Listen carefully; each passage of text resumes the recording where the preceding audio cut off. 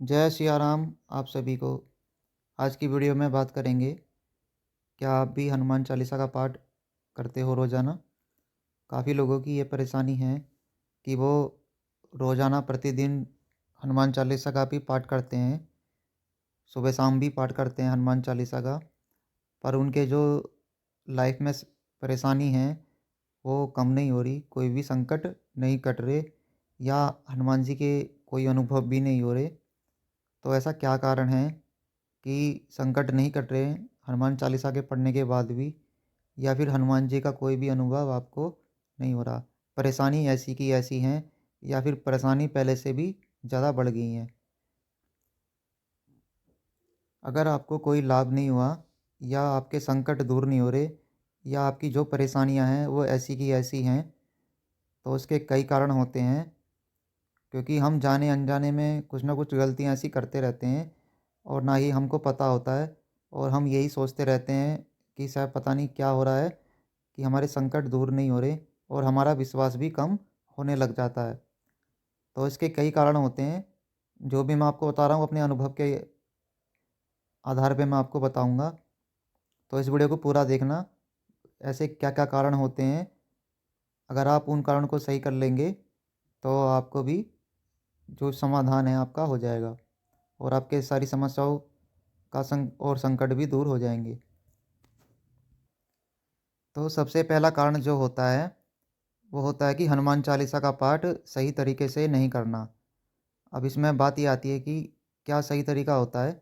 देखो, आपने ऐसा देखा होगा कि कुछ लोग बहुत फ़ास्ट तरीके से हनुमान चालीसा पढ़ते हैं, या फिर आप ये बोलो कि रटते हैं, तो उससे कोई लाभ नहीं होता। हनुमान चालीसा का पाठ करने का सही तरीका तब होता है जब आप उसको बहुत आराम से और उसके जो चौपाइयाँ हैं उसका मतलब भी समझते रहें साथ-साथ में। यानी कि जो भी आप चौपाई पढ़ रहे हैं, उसका आपको अर्थ पता होना चाहिए और आपके मन में वो अर्थ चलता रहना चाहिए। इससे क्या होगा कि आपका ध्यान कहीं और नहीं जाएगा और हनुमान चालीसा पे ही लगा रहेगा। इससे आपकी हनुमान चालीसा की ऊर्जा बहुत तेज़ी से बढ़ती है। आपके मन में ये नहीं होना चाहिए कि जल्दी से मुझे 5 पाठ करने हैं, 7 पाठ करने हैं या 11 पाठ करने हैं। आपके मन में ये नहीं चलना चाहिए। जब हम हनुमान चालीसा पढ़ते हैं तो हमें उसका अर्थ भी पता होना चाहिए, हर चौपाई का। हर एक जो शब्द है उसमें, उसका एक मतलब होता है, वो मतलब भी हमें पता होना चाहिए। तो सही तरीका इसका ये है, ना ही आपको बहुत ज़्यादा धीरे पढ़नी है और ना ही आपको बहुत तेज़ फास्ट करनी है। आपको एक नॉर्मल तरीके से उसको पाठ करना है और हनुमान जी का ध्यान रखना है। और अगला कारण है कि एक जैसा पाठ नहीं करना। जैसे कि कुछ लोग आज 5 कर लिए, कल 7 कर लिए, कभी 11 कर लिए, कभी 1 कर लिया। तो इस तरह से अगर हम पाठ करते हैं, तो एक वो ऊर्जा का फ्लो नहीं बन पाता है। हमें कोशिश यही करनी चाहिए कि आप डेली एक ही संख्या में पाठ करें। अगर आप 11 पाठ करते हैं, तो 11 ही करें, और अगर 21 करते हैं, तो 21 करें। कम ज़्यादा प्रतिदिन ना करें। और अगला कारण है पूर्ण रूप से सात्विक नहीं होना।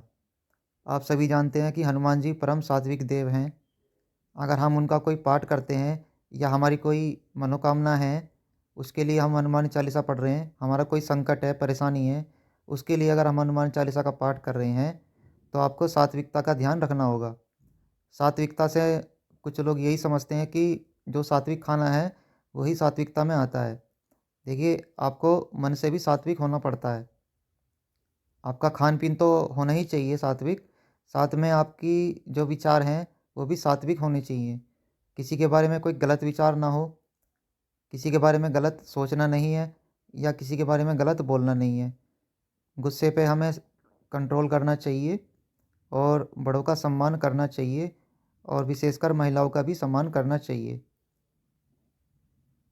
जब हमारे आचार विचार इस तरह के होते हैं और तब हम जाकर पाठ करते हैं, तो उसका रिजल्ट हमें मिलता है। तो सात्विकता का भी ध्यान हमें रखना होता है, साफ़ सफाई का भी हमें ध्यान रखना होता है।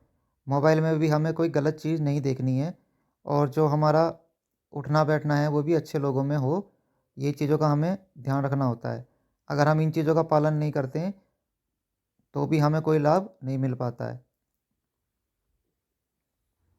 और अगला कारण है कोई आप पे कोई दोष लगा होना या आपके घर में कोई नकारात्मक ऊर्जा होना। अगर आप के ऊपर कोई दोष लगा हुआ है तो उससे भी हमारे पे कृपा नहीं हो पाती है और हमारे जो समस्या का समाधान भी नहीं हो पाता है। दोष किसी भी तरह का हो सकता है वो पितृदोष हो या देव दोष हो या कई दोष होते हैं।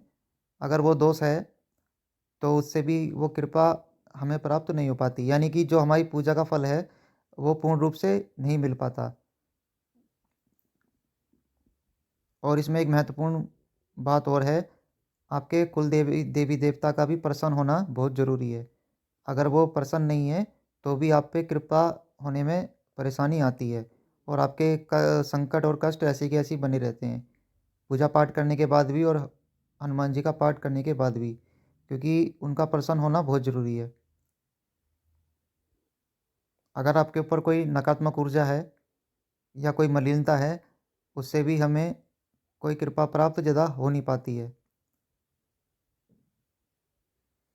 और जब भी आप हनुमान चालीसा का पाठ करें तो शुरुआत में आपको राम जी का जाप जरूर करें और हनुमान चालीसा का पाठ होने के बाद भी आपको जाप करना चाहिए।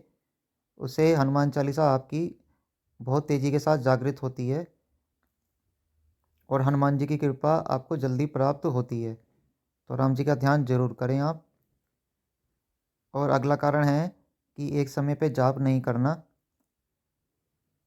ज़्यादातर लोग कभी भी कर लेते हैं, जो कि सही तरीका नहीं है। कोशिश ये करें आप एक ही समय पर हनुमान चालीसा का पाठ करें। अगर शाम को आप जिस टाइम करते हैं तो अगले दिन भी कोशिश करें कि उसी समय हम करें। थोड़ा बहुत अंतर चल सकता है, कोई दिक्कत नहीं है, पर ज़्यादा अंतर नहीं होना चाहिए। कभी कभी होता है तो कोई दिक्कत नहीं है, पर कोशिश यही होनी चाहिए कि एक ही समय हम जब ज़्यादा फ्री हों आप उसी समय करें।